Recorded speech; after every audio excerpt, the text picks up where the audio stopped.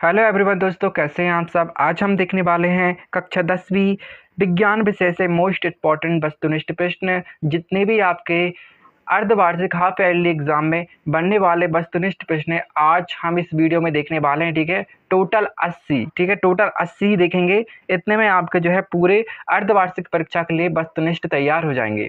तो चलिए स्टार्ट करते हैं। और अभी तक आपने हमारे न्यूज़ चैनल को सब्सक्राइब नहीं किया है, सब्सक्राइब करके बेल आइकन को प्रेस कर लेना, ताकि हमारे आने वाली वीडियो की नोटिफिकेशन आप तक पहुंचते रहे। ठीक है, अगर आप इसे पीडीएफ के फॉर्म में चाहते हैं तो मैं वीडियो के एंड में बताऊंगा। ठीक है, इसकी पीडीएफ आपको कैसे मिलेगी। ठीक है, तो चलिए सबसे पहले हम देख लेते हैं ऑब्जेक्टिव। ठीक है, ऑब्जेक्टिव को समझना भी जरूरी है, किसी टाइप से भी ऑब्जेक्टिव बनकर आ जाते हैं। तो चलिए स्टार्ट करते हैं।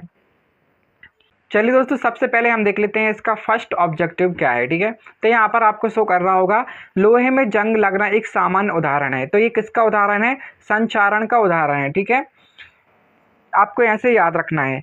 कैल्शियम ऑक्साइड की जल के साथ अभिक्रिया किस प्रकार की अभिक्रिया होती है? तो ये किस प्रकार की अभिक्रिया होती है? ऊष्माक्षेपी अभिक्रिया होती है। तो आपको सारी जितनी भी अभिक्रियाएं हैं फर्स्ट चैप्टर की, आपको सारी अभिक्रियाएं अच्छे से पढ़ के जानी है। ठीक है, क्योंकि उनके जो आंसर होते हैं, उनके उदाहरण होते हैं, उनमें से ही ऑब्जेक्टिव टाइप बना के पूछ लिए जाते हैं। तो इनमें आप कंफ्यूज होते हो, तो अगर आपको कंफ्यूज नहीं होना है तो आपको सारी अभिक्रियाएं और उनके उदाहरण सहित अच्छे से पढ़ के जाना है। ठीक है, तो यहाँ पर आपके कॉन्सेप्ट क्लियर होगा तो आप अच्छे से कर लेंगे ऑब्जेक्टिव टाइप क्वेश्चन को। ठीक है, तो यहाँ पर चलिए नेक्स्ट क्वेश्चन को देख लेते हैं। निम्न में से कौन भौतिक परिवर्तन नहीं है? तो इनमें से आपको बताना है कौन सा भौतिक परिवर्तन नहीं है। तो यहाँ पर खौलते पानी से जल वाष्प बनना, ये क्या है? भौतिक परिवर्तन है। बर्फ का पिघलकर जल बनना, ये भी क्या है? भौतिक परिवर्तन है। यहाँ पर एलपीजी का दहन, ये किसके अंतर्गत आता है? रासायनिक परिवर्तन के अंतर्गत आता है। तो ये क्या नहीं है? भौतिक परिवर्तन नहीं है। तो इसका सी राइट आंसर हो जाएगा। चलिए यहाँ पर नेक्स्ट क्वेश्चन देख लेते हैं। चाकू द्वारा आसानी से कौन सी धातु काटी जा सकती है? तो इसका राइट आंसर हो जाएगा सोडियम। तो कौन सी धातु है वो? चाकू द्वारा आसानी से सोडियम धातु को ही काटा जा सकता है। कोई विलयन लाल लिटमस को नीला कर देता है, इसका पीएच संभवतः क्या होगा? तो इसका क्या होगा? 10 होगा। तो यहाँ पर आपको याद रखना है। ठीक है, जल का पीएच मान होता है, तो जल का पीएच मान कितना होता है दोस्तों? 7 होता है। ये भी आपको याद रखना है। ठीक है, एक नंबर के क्वेश्चन में भी आ सकता है, जल का पीएच मान कितना होता है? तो 7 होता है। ठीक है, कितना होता है? 7 होता है। 20 का राइट आंसर हो जाएगा। ठीक है, 7 इसका राइट आंसर हो जाएगा। चलिए नेक्स्ट क्वेश्चन देख लेते हैं। द्रव अवस्था में पाई जाने वाली धातु है, तो द्रव अवस्था में कौन सी धातु पाई जाती है? मरकरी पारा। ठीक है, आपको याद रखना है, द्रव अवस्था में पाई जाती है। सबसे अधिक क्रियाशील धातु है, तो यहाँ पर सबसे अधिक क्रियाशील धातु कौन सी है? सोडियम है। ठीक है, धातुओं द्वारा कौन सा गुण प्रदर्शित नहीं किया जाता है? तो धातुओं द्वारा कौन सा गुण प्रदर्शित नहीं किया जाता है? भंगुरता। चलिए नेक्स्ट क्वेश्चन देख लेते हैं। कार्बन की संयोजकता होती है, इंपॉर्टेंट क्वेश्चन है। इसकी कितनी होती है? 4 होती है। ऑब्जेक्टिव टाइप क्वेश्चन में भी पूछ लिया जाएगा, या सही जोड़ी में, या सत्य असत्य में, इस टाइप के क्वेश्चन में भी पूछ लिए जाते हैं। तो आपको अच्छे से पढ़ना है। ठीक है, हाइड्रोकार्बन का उदाहरण है, तो हाइड्रोकार्बन का उदाहरण क्या होता है दोस्तों? उपरोक्त सभी। इसमें मीथेन, एथेन, एथीन, ये सब क्या होते हैं? हाइड्रोकार्बन के उदाहरण होता है। तो उपरोक्त सभी इसके हो जाएंगे। ठीक है, हाइड्रोकार्बन के आपको उदाहरण याद इन्हीं इस टाइप से भी रखना है। ठीक है, पूछ लिए जाएंगे कि हाइड्रोकार्बन के उदाहरण लिखिए, तो आप इनको लिख सकते हैं। ठीक है, मीथेन हो गया, एथेन हो गया, एथीन हो गया। एथेन का आणविक सूत्र C2H6 है। इसमें 7 सहसंयोजक आबंध होंगे। ठीक है, इसमें कितने होंगे? 7 सहसंयोजक आबंध होते हैं। तो 20 का राइट आंसर हो जाएगा। मनुष्य में वृक्क एक तंत्र का भाग है, वह भाग कौन सा है? तो कौन सा है? उत्सर्जन तंत्र। आपने अगर इसको पढ़ा होगा, इसके डायग्राम को देखा होगा, तो आपको पता होगा। तो ये किसका है? उत्सर्जन। पादप में जाइलम उत्तरदायी होता है, तो किसमें होता है? जल के वहन में ये उत्तरदायी होता है। सहजीवता का उदाहरण होता है, तो क्या होता है? लाइकेन इसका सहजीवता का उदाहरण होता है। चलिए नेक्स्ट क्वेश्चन देख लेते हैं। फेफड़े स्थित होते हैं, तो फेफड़े स्थित किसमें होते हैं? वक्ष गुहा में होते हैं। ठीक है, तो राइट आंसर इसका क्या हो जाएगा? ए हो जाएगा। श्वसन की प्रक्रिया होती है, तो श्वसन की प्रक्रिया होती है, कैसी होती है ये? उपचयन होती है। ए इसका राइट आंसर हो जाएगा। मास्टर ग्रंथि का नाम क्या है? ठीक है, मास्टर ग्रंथि को किस नाम से जाना जाता है? एक और पीयूष ग्रंथि। ठीक है, तो आपको याद रखना है मास्टर ग्रंथि को ही पीयूष ग्रंथि कहा जाता है। चलिए नेक्स्ट क्वेश्चन देख लेते हैं। दो न्यूरॉन्स के बीच की संधि कहलाती है, तो ये क्या कहलाती है? तांत्रिक पेशी संधि। ठीक है, क्या कहलाती है? तांत्रिक पेशी संधि कहलाती है। प्रतिवर्ती क्रियाओं का समन्वय का नियंत्रण करती है, तो ये कौन करता है? मेरुरज्जु करता है। ठीक है, आपको अपनी कॉपी में सारे क्वेश्चन को यहाँ पर नोट करते जाना है, ताकि इसमें क्या होगा दोस्तों, नोट करने से ये होता है कि ये हमारे यहाँ पर प्रैक्टिस भी हो जाती है और हमें याद भी रहते हैं। ठीक है, हम उनको फिर से पढ़ सकते हैं। तो इस टाइप से आप पढ़ सकते हैं। ये क्या हो जाते हैं, आपके बोर्ड परीक्षा के लिए भी यहाँ पर आपकी प्रैक्टिस हो जाएगी। मुकुल द्वारा अलैंगिक जनन किस विधि में होता है? मुकुल द्वारा पूछा है दोस्तों, तो इसका राइट आंसर क्या हो जाएगा? ईस्ट में होता है। ठीक है, मुकुल द्वारा। चलिए नेक्स्ट क्वेश्चन देख लेते हैं। परागकोश होते हैं, परागकोश क्या होते हैं? परागकण होते हैं। परागकोश में क्या बनते हैं? परागकण बनते हैं। मैंने आपको इसको अच्छे से समझाया है, ठीक है, डायग्राम के थ्रू। एक पुष्प की अनुदैर्घ्य काट को प्रैक्टिकल के सहित समझाए, आप जाके देख लेना, मेरे चैनल पर वो वीडियो अपलोडेड है, आप अच्छे से समझ जाएंगे उसे। ठीक है, तो परागकोश में क्या बनते हैं? परागकण। तो इसका राइट आंसर क्या हो जाएगा? परागकण। अमीबा में किस विधि द्वारा जनन होता है? यहाँ पर ठीक है, अमीबा में पूछा है, तो द्विखंडन द्वारा होता है अमीबा में। ठीक है, याद रखना है। चलिए नेक्स्ट क्वेश्चन देख लेते हैं।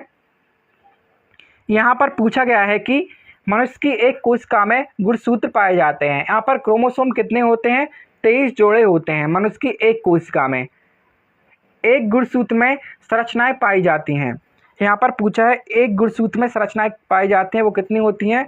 6 संरचनाएं होती हैं। लेंस की क्षमता का एसआई मात्रक क्या होता है? डायोप्टर होता है। बार बार ये एग्जाम में रिपीट हो रहा है, इंपॉर्टेंट क्वेश्चन है। लेंस की क्षमता, ठीक है, इसका सूत्र भी आपको अच्छे से याद रखना है। चलिए नेक्स्ट क्वेश्चन देख लेते हैं। मानव नेत्र जिस भाग पर किसी वस्तु का प्रतिबिंब बनाते हैं, तो वह कहलाते हैं, तो क्या कहलाते हैं? दृष्टिपटल कहलाते हैं। इंपॉर्टेंट क्वेश्चन है, 2 बार आपके एग्जाम में आ चुका है। ठीक है, अर्धवार्षिक परीक्षा के लिए सभी क्वेश्चन इंपॉर्टेंट है, इसी से क्या हो जाएगी, आपकी बोर्ड एग्जाम की आधी प्रैक्टिस हो जाएगी। ठीक है, समतल दर्पण की फोकस दूरी होती है, तो इसका राइट आंसर हो जाएगा अनंत होती है। ठीक है, प्रतिरोध का मात्रक होता है। ठीक है, यहाँ पर प्रतिरोध का मात्रक पूछा है, तो यहाँ पर ओम होता है। ठीक है, प्रतिरोध का मात्रक। चलिए नेक्स्ट क्वेश्चन देख लेते हैं। यहाँ पर नेक्स्ट क्वेश्चन है, विद्युत धारा का एसआई मात्रक होता है। ठीक है, तो विद्युत धारा का एसआई मात्रक एम्पियर होता है। क्या होता है? एम्पियर। विद्युत धारा को उत्पन्न करने की युक्ति को क्या कहते हैं? ठीक है, तो विद्युत धारा को उत्पन्न करने की युक्ति क्या कहलाती है? जनित्र कहलाती है।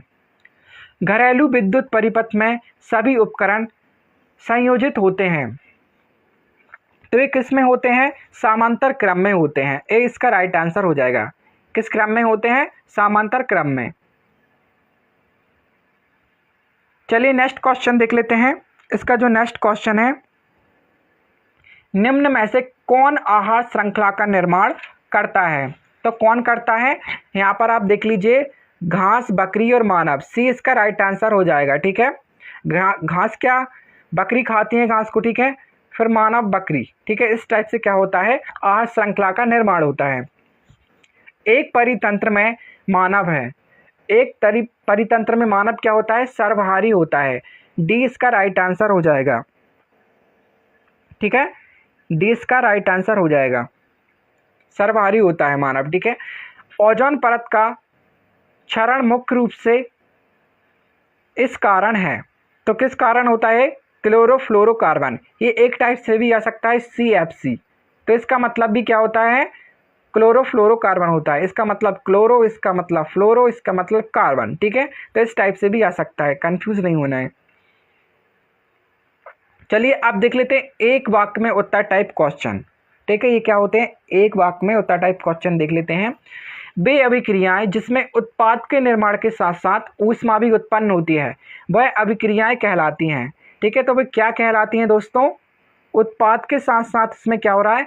ऊष्मा भी उत्पन्न हो रही है। तो ये क्या कहलाएंगी, ऊष्माक्षेपी। तो आप यहाँ पर क्या लिख लेना, ऊष्माक्षेपी क्या कहलाती हैं, ऊष्माक्षेपी। यहाँ पर ये सही से नहीं आ रहा, आप लिख लेना, ठीक है, ऊष्माक्षेपी कहलाती हैं। ऐसी अभिक्रिया का नाम लिखिए जिसमें अभिकारक के बीच आयनों का आदान प्रदान होता है। ऐसी अभिक्रिया का लिखना है, आयनों के बीच हो रहा है, ठीक है।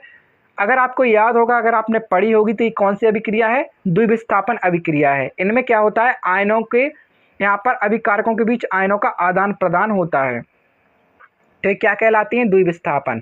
ठीक है, आप यहाँ पर क्या लिख लेना, द्विविस्थापन।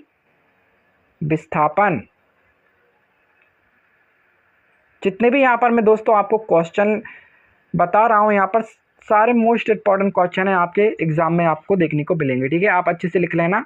ठीक है, यहाँ पर अच्छे से यहाँ पर ड्रॉ नहीं कर रहा है ये। लोहे की वस्तुओं पर हम पेंट क्यों करते हैं, ठीक है, इंपॉर्टेंट क्वेश्चन है, 2 नंबर में भी पूछा जा सकता है और 1 नंबर में भी आ सकता है। तो हम क्यों करते हैं, उनको संक्षारण से बचाने के लिए हम क्या करते हैं, उनमें पेंट करते हैं। तो यहाँ पर आप लिख लेना,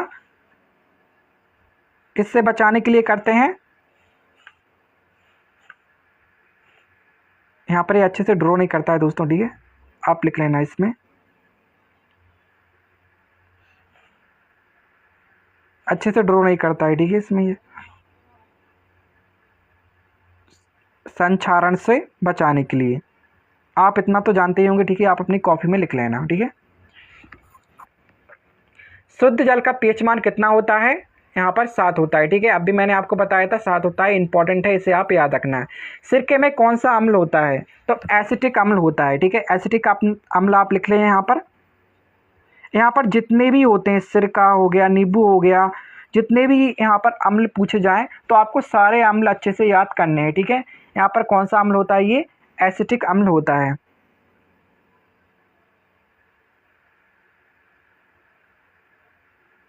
अपनी कॉपी में भी नोट डाउन करती जाइएगा। ठीक है, तो इस टाइप से ये होते हैं। चलिए अब और देख लेते हैं। यहाँ पर नेक्स्ट क्वेश्चन दिया है कि अम्लों के पीएच मान की परिसर क्या है। ठीक है, यहाँ पर पूछा है अम्लों के पीएच मान की परिसर क्या है। परिसर पूछी है तो यहाँ पर 7 से अधिक होती है। ठीक है, कितनी होती है, 7 से अधिक। तो यहाँ पर लिख लें आप 7 से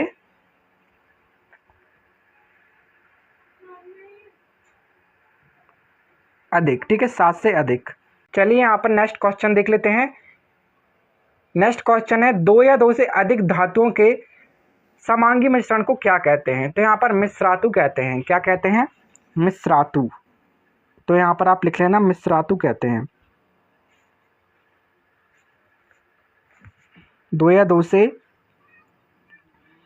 अधिक धातुओं के मिश्रण को मिश्रातु कहते हैं। क्या है, मिश्रातु। बड़ा भयानक लिखा रहा है। ठीक है, आप अच्छे से लिख लेना। और अयस्कों में उपस्थित मिट्टी एवं रेत की अशुद्धियां क्या कहलाती हैं। अयस्कों में उपस्थित मिट्टी और रेत की अशुद्धियां अगर आपने पढ़ा होगा तो आपको पता होगा, तो ये गैंग कहलाती हैं। क्या कहलाती हैं, गैंग। ठीक है, यहाँ पर आप लिख लेना, क्या कहलाती हैं, गैंग।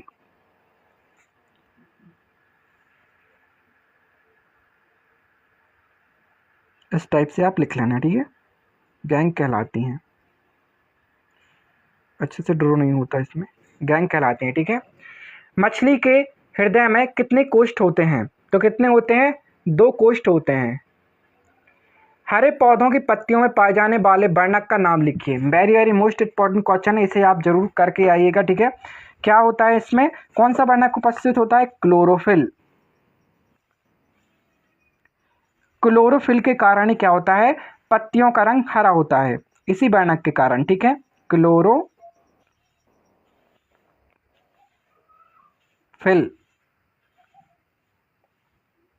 क्लोरोफिल। ठीक है, आप अच्छे से लिख लेना, क्लोरोफिल। वायु की अनुपस्थिति में होने वाले श्वसन को क्या कहते हैं। ठीक है, तो वायु की अनुपस्थिति में होने वाले श्वसन को अवायवीय श्वसन कहते हैं, मतलब अनॉक्सी श्वसन।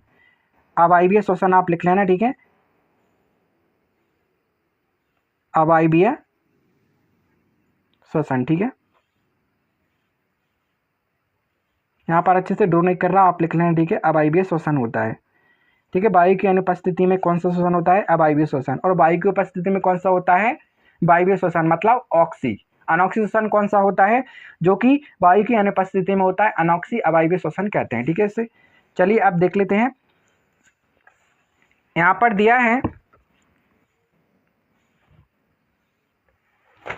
टेस्टोस्टेरोन हार्मोन का स्रावण कहाँ से होता है?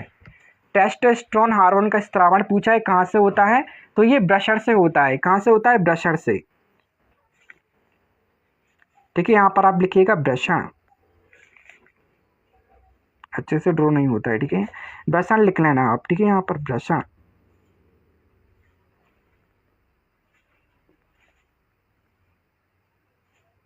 ठीक है। तो टेस्टोस्टेरोन हार्मोन का कहाँ से होता है? वृषण से होता है।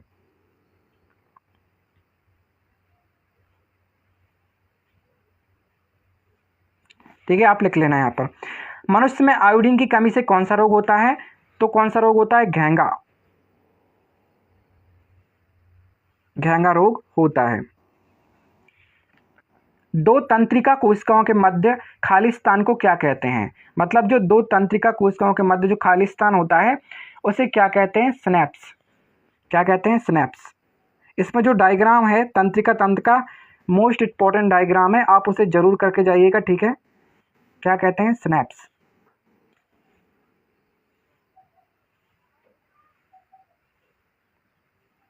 स्नैप्स कहते हैं, ठीक है। यहाँ पर आप अच्छे से लिख लेना, स्नैप्स कहते हैं। चलिए अब और देख लेते हैं, एक पादप हार्मोन का उदाहरण दीजिए जो वृद्धि को बढ़ाता है, ठीक है। ऐसे पादप हार्मोन का नाम बताना है जो कि जो ग्रोथ होती है उसे बढ़ाता है। तो ऑक्सिन होता है, वो कौन सा होता है? ऑक्सिन होता है, लिख लेना आप अपनी कॉपी में, ठीक है। ऑक्सिन, इस टाइप से, ठीक है, ऑक्सिन। चलिए और देख लेते हैं, अपुष्पी पादपों में किस प्रकार का जनन होता है? तो किस टाइप से होगा? अपुष्पी है तो अलैंगिक जनन, पुष्पी है तो लैंगिक जनन। तो इसमें कैसा होगा? अलैंगिक जनन होगा। अपुष्पी है तो अलैंगिक जनन, आप लिख लें यहाँ पर अलैंगिक।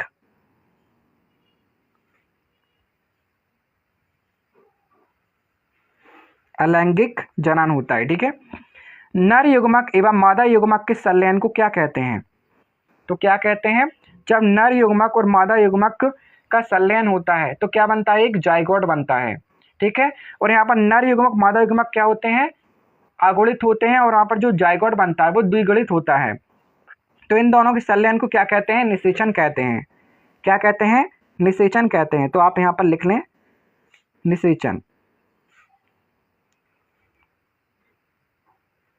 फर्टिलाइजेशन, ठीक है, इंग्लिश में क्या कहते हैं? फर्टिलाइजेशन कहते हैं, ठीक है, निषेचन कहते हैं, ठीक है, आप लिख लेना। चलिए आप और क्वेश्चन देख लेते हैं। चलिए हमारा नेक्स्ट क्वेश्चन है, यहाँ पर आप देख सकते हैं, मादा और गर्भावस्थ शिशु के बीच जैविक संबंध स्थापित करने वाला ऊतक कौन सा होता है? तो वो कौन सा होता है? प्लेसेंटा, प्लेसेंटा कहते हैं, ठीक है, आप लिख लेना इस टाइप से, प्लेसेंटा, ठीक है। प्लेसेंटा आपको लिखना है, इस टाइप से आप लिख लेना अपनी कॉपी में। क्या होता है? प्लेसेंटा होता है, ठीक है। यहाँ पर मैं इसको ड्रॉ कर रहा हूँ। यदि एक पुष्प के परागकण दूसरे पुष्प पर स्थानांतरित होते हैं तो वह प्रक्रिया क्या कहलाती है? मतलब पुष्प के एक परागकण, ठीक है, यहाँ पर पूछा है पुष्प, यदि किसी पुष्प के परागकण दूसरे पुष्प पर स्थानांतरित होते हैं, दूसरे पुष्प पर हो रहा है, ठीक है, मतलब एक फूल से परागकण दूसरे फूल के वर्तिकाग्र पर जा रहे हैं, तो वो क्या कहलाएगी? पर परागण। क्या होगा यहाँ पर? पर परागण, ठीक है, आप लिख लेना पर परागण होता है।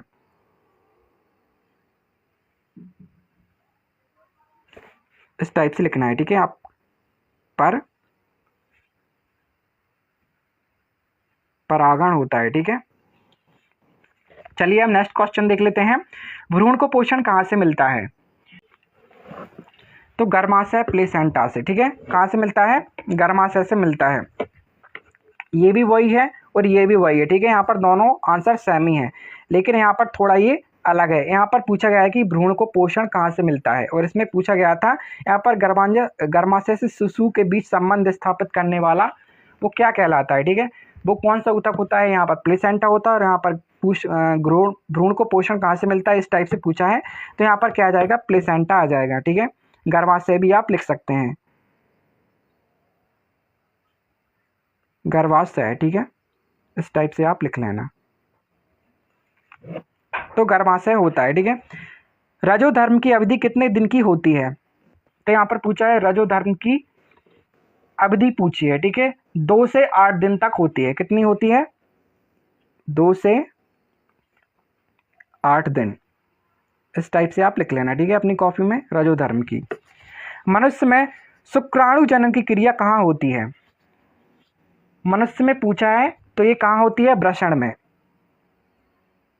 और वृषण का किस में होते हैं, ये मेल में होते हैं, मतलब जो लड़के होते हैं उनमें होते हैं, ठीक है। अगर इसी में पूछ लिया जाए आपसे मनुष्य में अंडाणु जनन की प्रक्रिया कहाँ होती है, तो वो कहाँ होती है, अंडाशय में। कहाँ होती है, अंडाशय में, तो आप वहाँ पर क्या लिखेंगे, अंडाशय।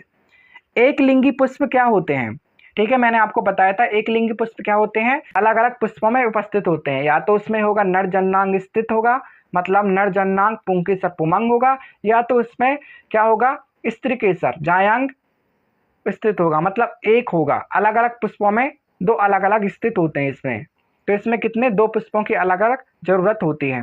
तो इसमें क्या होते हैं, एक पुष्प में होगा नर जननांग पुंकेसर पुमंग, और दूसरे में होगा मादा जननांग स्त्री केसर जायांग, तो मतलब दोनों में अलग अलग उपस्थित होते हैं जननांग, तो इन्हें क्या कहते हैं, एक लिंगी पुष्प कहते हैं। तो आप किस टाइप से लिख लेना, वह पुष्प जिनमें नर जननांग पुंकेसर पुमंग एवं मादा जननांग स्त्री केसर जायांग अलग अलग पुष्पों में उपस्थित होते हैं, वो क्या कहलाते हैं, एक लिंगी पुष्प कहलाते हैं। इस टाइप से आप इसमें लिख लेना, ठीक है।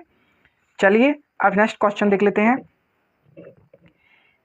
पीढ़ी दर पीढ़ी विभिन्न लक्षणों का संचरण क्या कहलाता है, पीढ़ी दर पीढ़ी पूछा है, तो ये क्या कहलाता है, अनुवांशिकता कहलाता है। इंपॉर्टेंट है ये, अनुवांशिकता कहलाता है। इसमें आप क्या लिखना, अनुवांशिकता। नर संतान के लिए उत्तरदायी गुणसूत्र होता है, तो नर संतान के लिए क्या होगा, वाई, ठीक है, क्या होगा, वाई गुणसूत्र होता है। अगर मादा होता तो किस में होता, एक्स गुणसूत्र, ठीक है, उसमें क्या लिखेंगे, एक्स गुणसूत्र। इस टाइप से भी आ सकता है, मादा संतान के लिए भी पूछा जा सकता है। तो मादा संतान के लिए एक्स, और यहाँ पर नर संतान के लिए क्या होगा, वाई गुणसूत्र होता है। अनुवांशिकी के जनक कौन थे, मतलब इसमें अनुवांशिकी के जनक का नाम पूछा है, तो इसमें कौन है, गेगर जॉन मेंडल, ठीक है, क्या है, गेगर जॉन मेंडल। तो आप लिख लेना, ठीक है, किस टाइप से लिखेंगे, गेगर जॉन मेंडल, ठीक है, ये होते हैं। इस टाइप से आप लिख लेना, ठीक है, मैं इसे ड्रॉ कर रहा हूँ अब। चलिए नेक्स्ट क्वेश्चन देख लेते हैं। लिंग निर्धारण करने वाले गुणसूत्र को क्या कहते हैं, तो क्या कहेंगे, लिंग निर्धारण करने वाले,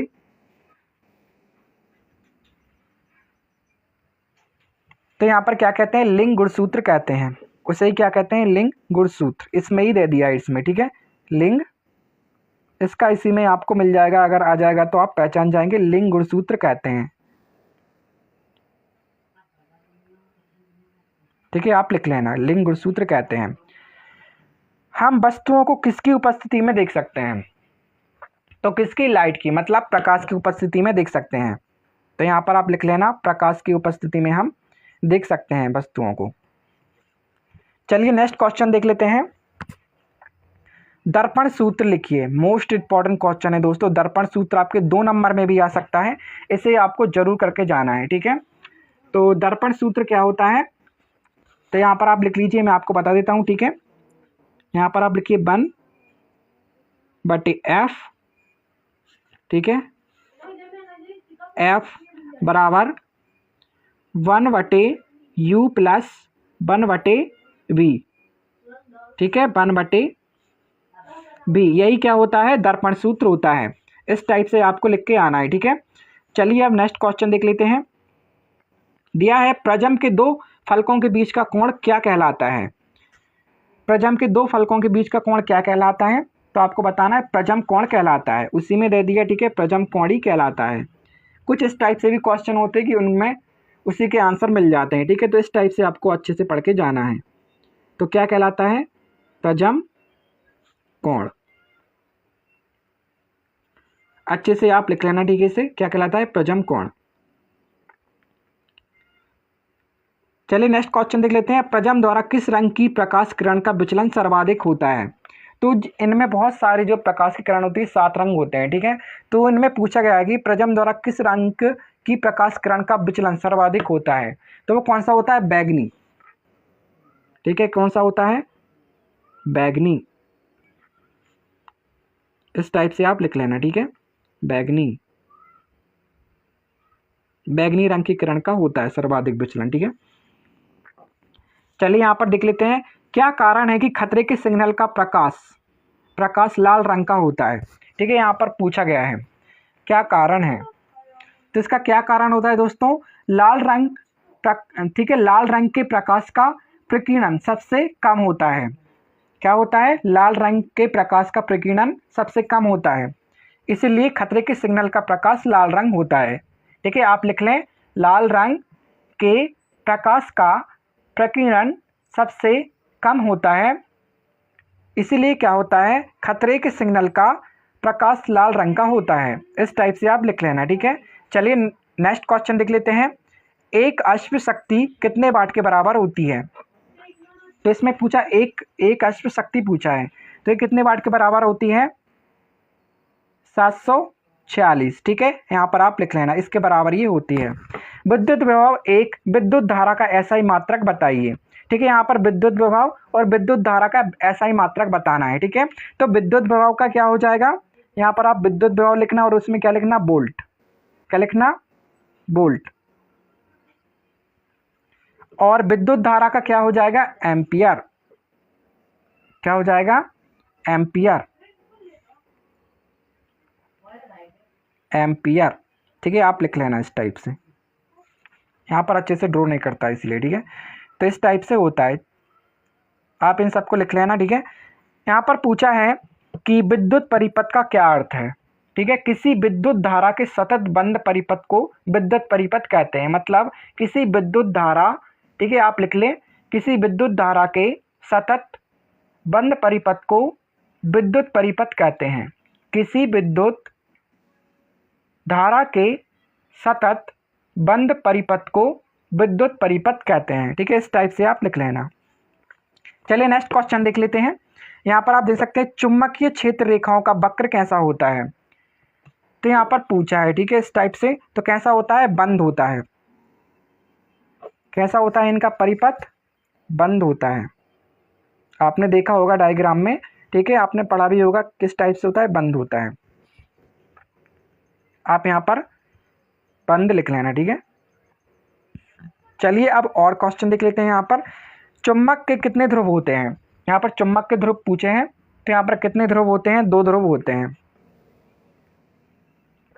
ठीक है, कितने होते हैं? 2 ध्रुव होते हैं, यहाँ पर आप लिख लेना। विद्युत परिपथ की लघुपातन तथा अति भारण के कारण होने वाली हानि से सुरक्षा की सबसे महत्वपूर्ण युक्ति है, तो कौन सी युक्ति है? ठीक है, सबसे महत्वपूर्ण युक्ति कौन सी है? वो फ्यूज तार होता है, ठीक है, इसमें आप लिख लेना, इसमें फ्यूज तार।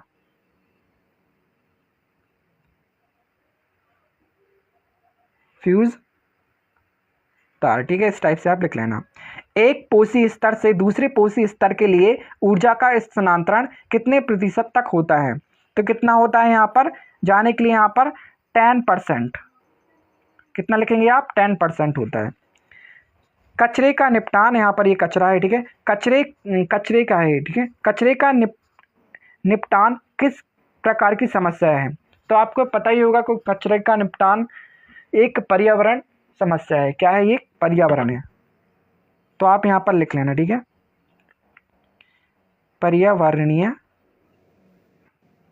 पर्यावरणीय समस्या है, ठीक है ये। चलिए नेक्स्ट क्वेश्चन देख लेते हैं आप। पौधे अपना भोजन किस प्रक्रिया द्वारा बनाते हैं? तो ये तो आप सबने पढ़ा ही होगा, प्रकाश संश्लेषण क्रिया द्वारा बनाते हैं। ठीक है, पत्तियां भी क्या बनाती है? प्रकाश संश्लेषण क्रिया द्वारा बनाती हैं। पत्तियों टाइप में भी पत्ती से भी एक क्वेश्चन आ सकता है, पत्तियां अपना भोजन किस क्रिया द्वारा बनाती हैं? तो प्रकाश संश्लेषण क्रिया द्वारा ही बनाती हैं। ठीक है, इस टाइप से भी आपको याद रखना है। तो यहाँ पर आप लिख लेना प्रकाश संश्लेषण। ठीक है, दो क्वेश्चन रह गए हैं। यहाँ पर आप देख सकते हैं इस टाइप से दिया है, प्रथम पोषी स्तर, द्वितीय पोषी स्तर, पारिस्थितिक तंत्र के आहार श्रृंखलाओं के केवल नाम लिखना है। ठीक है, और इसमें भी इस टाइप से लिखना है, यहाँ पर तृतीय और चतुर्थीय पोषी स्तर के आहार श्रृंखलाओं के ओनली नाम लिखने हैं। ठीक है, तो यहाँ पर सबसे पहले आपको क्या लिखना है? प्रथम पोषी स्तर। ठीक है, यहाँ पर आपको लिख लेना है प्रथम पोषी स्तर, फिर उसके साइड में आपको लिखना है उत्पादक। ठीक है, प्रथम पोषी स्तर क्या होते हैं? हमारे उत्पादक होते हैं। फिर यहाँ पर आप क्या करना है? एक एरो बनाना है इस टाइप से। ठीक है, उसी के बगल में जो आपने लिखा है एरो बनाना। फिर इस टाइप में आप यहाँ पर लिखना, क्या लिखेंगे? हरे पौधे। ठीक है, हरे पौधे जो क्या होते हैं? हमारे उत्पादक होते हैं, ग्रीन प्लांट। यहाँ पर आप क्या लिखेंगे? हरे पौधे।